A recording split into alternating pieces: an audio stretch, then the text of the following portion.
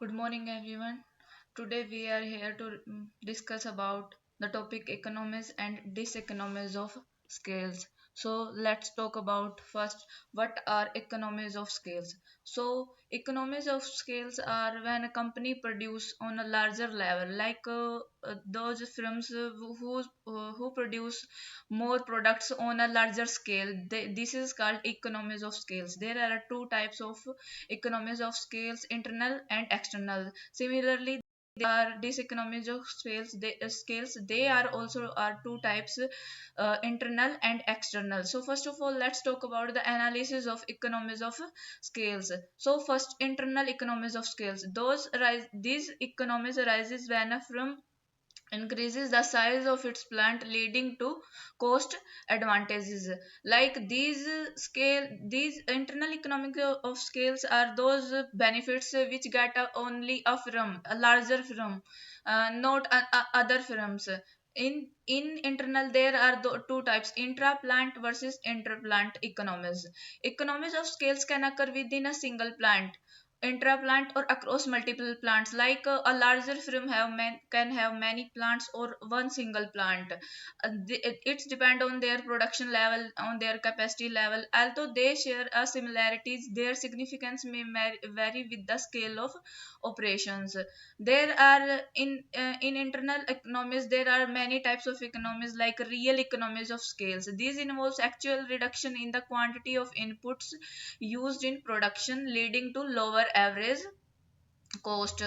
In this, the quantity inputs are used, which reduces the cost of a firm to produce its products. In pecuniary economies of scales, these results from lower prices paid for input due to bulk buying, reduced interest rates, and lower financing cost as the firm grows. They do not necessarily involve a reduction in input quantities, but are realized through cost saving from larger scale purchases and financing advantages.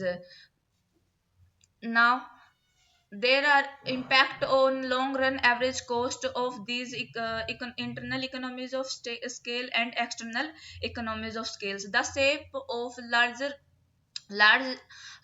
long run average cost curve is influenced by internal economies of scales. As the firm grows, the long run curve typically decreases due to cost efficiency. Like if a firm grows, its production level increases, but its cost decreases because it get many benefits in on many scales. Then the position of a long run average curve depends on external economies. Long run curve depends on internal and external also. In external economies, such as advancements in technology or changes in factor prices. Like a firm can have an advanced technology which can produce which will help the firm to produce on a larger scale on lower cost. Improvement in these external factors can shift the long run average curve downward. It can help LRAC to shift downwards. Bulk buying benefits. Larger firms can secure discounts on raw materials, negotiate lower interest rates, and in rare cases pay lower wages due to their market power and the ability to make large purchases, reducing their per unit input cost. So, bulk buying benefits are those benefits, like a larger firm have much more capacity, have much more money. They can buy their products in bulk quantity, which can help them reduce their labor cost and their transport cost. Overall, the analysis highlights how both internal and external factors influence a firm cost structure. So this analysis highlights how internal economy and an external economy uh, affects the long run average curves. Then we have in internal economies have real economies. In economies we have four parts: production, selling or marketing, managerial, and transport and storage. So first of all, let's talk about production economies of scales. In production economies arises from three factors: labor economies, cost advantages due to increased labor efficiency. As output increases, labor can be more specialized, leading to improved skills and high productivity. So let's consider we have a larger firm which has much more capacity, much more buying capacity. Then they can invest their money on a much efficient labor, like a skilled labor, which will help to enhance their productivity on a larger scale. Then we have technical economies, benefits from efficient use of fixed capital. They are realized as firms increases their scale of production utilizing more specialized and efficient capital. Like technical in technical economies, a larger firm have much more advanced capacity in comparison to a short firm. Inventory economies, improved inventory management and reduced cost due to largest scales, also known as stochastic economies, refer to cost savings arising from managing inventories effectively in response to random fluctuation, like their random fluctuation in market. So inventory, having a suitable inventory will help a larger firm to produce on a larger level and get cost benefit. Then we have labor economies. As output increases, labor can be more specialized, leading to improved skills and higher productivity. In small plants, workers handle multiple tasks, whereas in larger plants, tasks are divided, making workers more efficient. Like if we have a small firm, then we have another large firm. So a large firm capacity has much more power. Then can have a skilled labor, but a small plant can't have a skilled labor. They have lower cost, so they have to manage their money in such a way that can multitask. But in larger firm, uh, labor a skilled labor will have a specialized task. Time saving, division of labor reduces the time wasted switching between tasks, enhancing overall productivity. Larger firm, in larger firm there will be a skilled labor, so it will help in time saving, like he will only focus on his work, not another activities. Automation, larger scales allow for greater mechanization and automation, such as the use of assembly lines, which increase productivity and reduce costs. Then we have cumulative volume economies. Workers, especially technical staff, gain experiences from larger scale operations. This learning by doing effect leads to highest efficiency and lower cost as output grows. Then we have technical economies. In technical economies, cost advantages arising from the use of fixed capital. In technical economies, a larger firm will use its fixed capital, including machinery and equipment. There are realized as firms increases their scale of production, utilizing more specialized and efficient capital.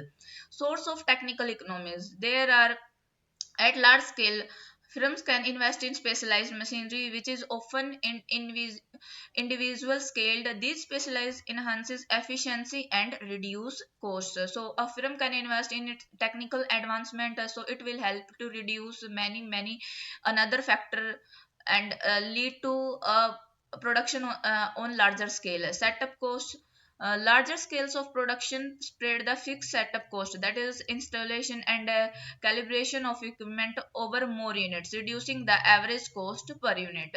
Initial fixed cost, high initial investment in capital are offset by reduced per unit cost as output increases. In technical economies, we have technical volume. The relationship between the volume of output and inputs required becomes more favorable at larger scale due to more efficient use of capital. Like in larger firm, the use of capital will be more efficient than a smaller firm, so it will help increase the technical volume. Reserve capacity requirement, larger firms can maintain reserve capacity more efficiently, reducing downtime and enhancing production continuity. Then we have inventory economies. In inventory economies, also known as a stochastic economies, refer to cost saving arising from managing inventory effectively. So basically, in inventory economies, a larger firm manages its inventory in such a way that it will be effective and help to reduce their overall cost. Input side raw materials stock management. As firm scales up, their stocks of raw material increases, but not in direct proportion to their size. Reserve capacity economies. The need for reserve capacity grows as a slower rate than the size of the firm become larger. Larger plants benefit from the experiences and skills of their production personnel. Then selling or marketing economies. Selling economies are cost advantages associated with the distribution and promotion of a firm's products as its scales of output increases. There are types of selling economies. Advertising economics, like a larger firm will invest on advertising. It has much more capacity, uh, so it will demand to enhance their product on larger level, so it will invest on good advertising and market strategies. In advertising economies, advertising cost per unit decreases at output increases. If their product will be bought by more customers, then it will reduce their cost. It will reduce their cost, but their output can increase. It explores how advertising impacts business, consumers and markets more.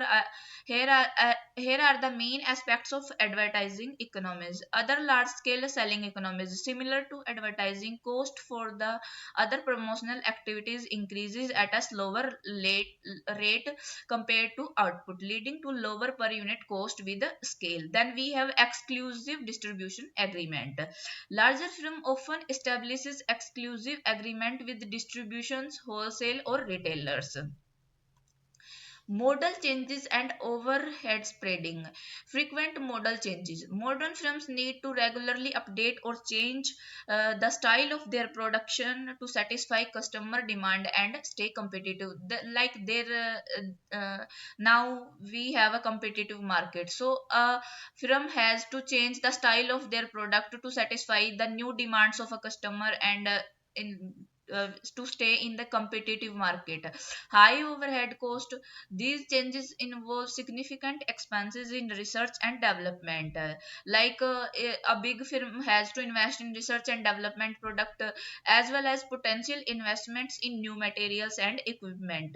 Economies of scale in overhead cost. For larger scale firms, these overhead costs are spread over a larger output, reducing the per unit cost of product update and model changes. Then we have managerial economies. Managerial economies refer to cost saving related to the effective organization and management of both production and distribution activity in larger firms. Like in managerial economies, we will discuss about the organization and its management, how it will manage and reduce the overall cost of a larger firm. Sources of managerial economies. Specialization of management. In larger firm, management tasks are divided among specialized managers, unlike in small firms where one manager can handle multiple functions. In larger firm, a single manager will handle its specialized task, not all multiple functions. But in smaller firm, a manager have to handle multiple functions. Decentralization of decision making. In larger firms, often decentralized decision making, which enhance efficiency by reducing information flow issues. Mechanization of managerial function. Larger firms utilize advanced tools and technology machines to automatic managerial processes. Transport and storage cost. Transport and storage cost, we will discuss about the transport and storage cost of inventory in a larger firm. Transportation costs refer to expenses incurred in moving goods from one location to another. So in this we will talk about the expenses occurred from in moving goods from one place to another. These costs depend on various factors such as distance, mode of transport, and fuel prices. Storage costs are expenses related to holding inventory before it is sold or transported. These include cost for warehouse operations, inventory management, and the risk of obsolescence.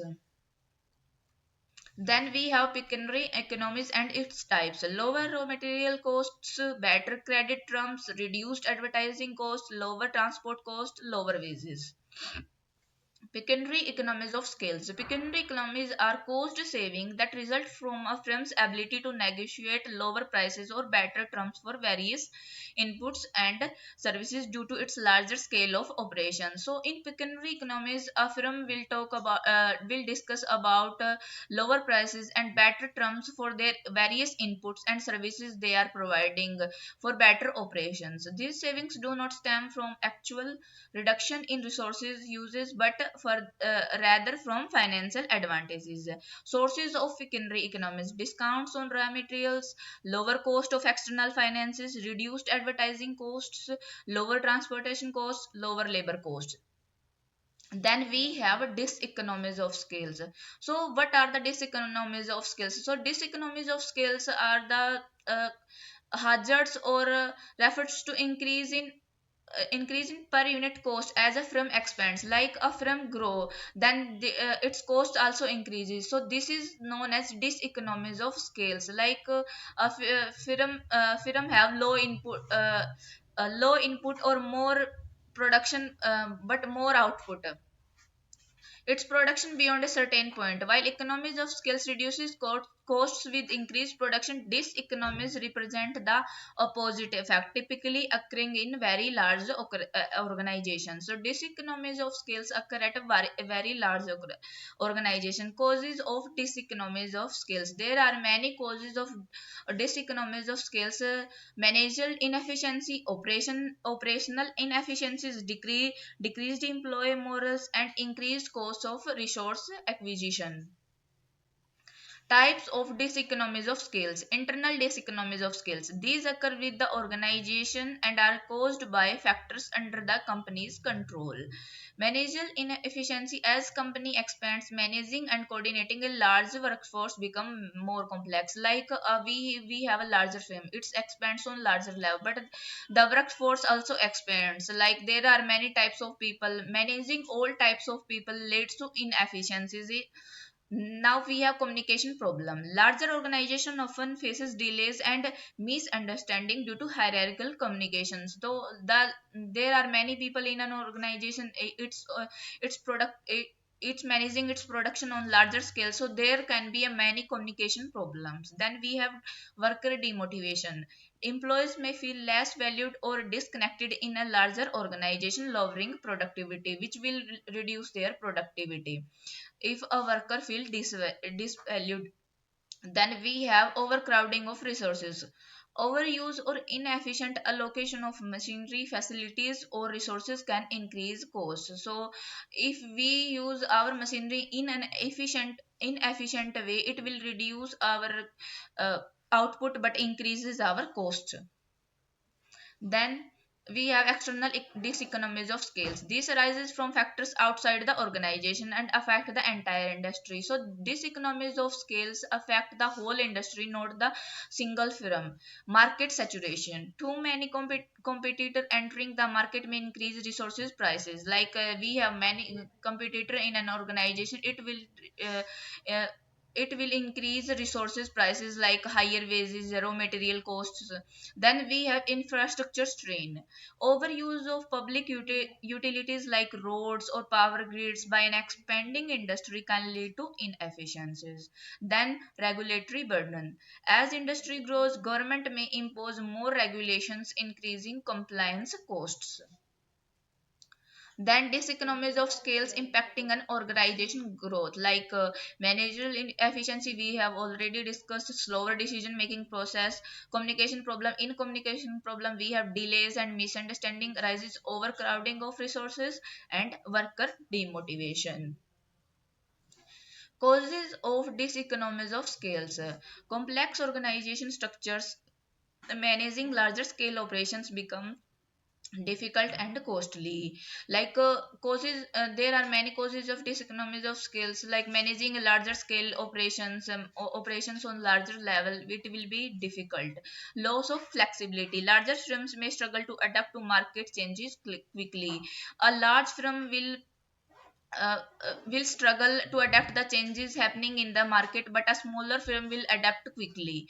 Higher input cost, expansion increases demand for inputs, raw materials, labor, driving up their prices.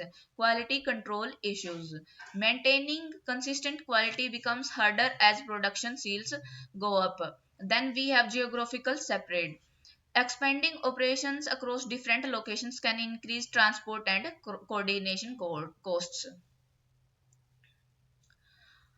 Then we have total average cost curve and diseconomies at very large. Some argues that diseconomies of scale occur at very large levels of output where inefficiencies begin to emerge, leading to rising cost beyond a certain size. Like diseconomies of scale will happen at a larger level, it will lead to inefficiency, leading to rising cost beyond a certain size of an organization. Then we have minimum optimum scale of output. Another perspective is that there is a minimum optimum scale, a point at which all economies of scale have been realized and beyond which the cost per unit remains constant. At minimum optical scale of output, we have a point where cost remains constant, it will not change. Then we have continuous economies of scale. The third view is that economies of scales continue to exist at all levels of output. In third view, some believe that economies of scale will be exist at all levels of output, although their magnitude becomes smaller beyond a certain point. This is often depicted as a reverse J-shaped curve, which where cost continue to decrease but at a decreasing rate. As you can see in the pictures, it is in a reverse J shape. Thank you.